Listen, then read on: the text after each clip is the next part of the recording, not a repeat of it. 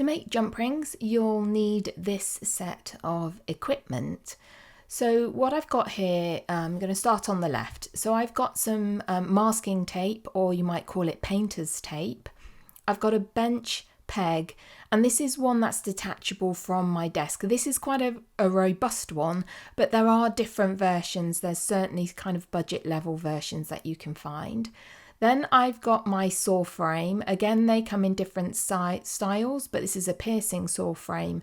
And then I've got some snips to cut the wire, and I'm going to be using bail making pliers, which are the pliers that you can see with the straight rod shaped jaws.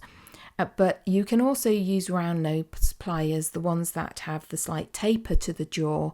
They're just a little trickier to get an even shape to your jump rings. So my bail making pliers are ones that have a 2mm jaw and a 1.5mm jaw, and I am using with those 0.8mm half hard sterling silver wire. I like 0.8mm, it makes really good small jump rings. 1mm wire is a little bit thicker but harder to use. The 0.8mm is good for jump rings, is also good for ear wires. And I'm going to be wrapping it around the 2mm, the larger of the bail making jaws. Now, if you do not have these, you can use round nose pliers. The round nose pliers have a taper on them, so it's a little tricky to make a column of jump rings that are exactly the same size. The other thing you could use is a knitting needle or a crochet needle, anything that's got an even length to a rod you'll be able to use to make your coil that you're going to cut up into jump rings. So I'm going to grab the end of the wire really close to where the jaws are, and I'm going to start bending it around the 2mm jaw. And I am holding the wire steady and I'm moving the pliers.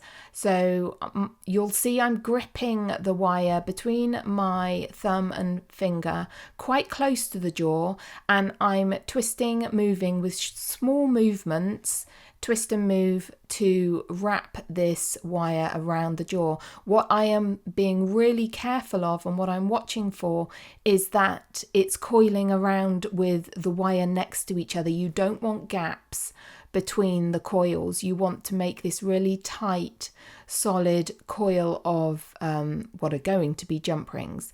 And you can see, and I will go back and check that I am making it tight, and I will keep rolling this wire around the jaw until I've got about 8 to 10 jump rings. I don't want too many more because they're actually really tricky to cut up if you've made too long a length of this coil. So you want to have, I think I've got 8 here, you want to have 8 to 10.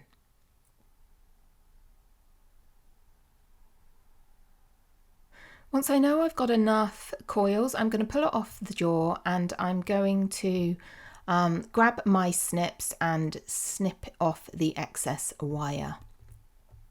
What I want to point out here is that I am cutting this wire with an overlap from where the wire end is at the opposite end. So you can see the 2 red arrows show where the ends of the wire are, and you want to snip it off past where the other end finishes, and that's so you can get as many full jump rings out of this coil as possible, because we're going to cut right down the middle between those 2 snipped ends.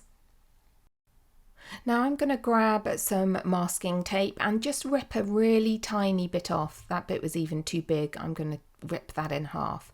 What you want is enough to wrap around the coil you've made, but not a huge amount of excess because it just gets in the way. So I'm just literally going to wrap this little coil up in the tape. It will overlap a little bit at the end. I just want to make sure that there's tape around the whole thing.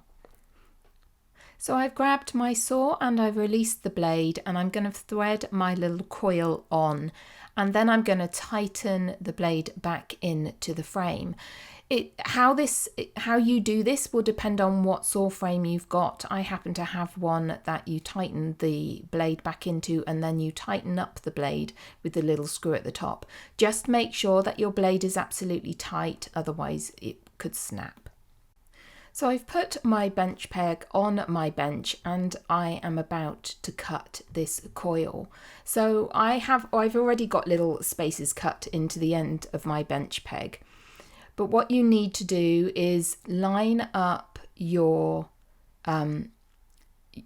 coil, and these coils are tiny. So I'm cutting very small jump rings, so it is a bit tricky to get it lined up. And also the trickiest thing is keeping your fingernails out of the way. If, like me, you have fingernails. If you haven't, it's a little bit easier.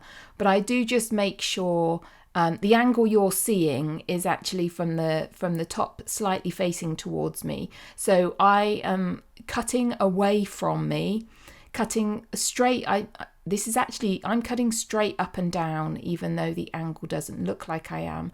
I'm just checking where my fingernail is, so I'm not cutting my fingernail off at the same time.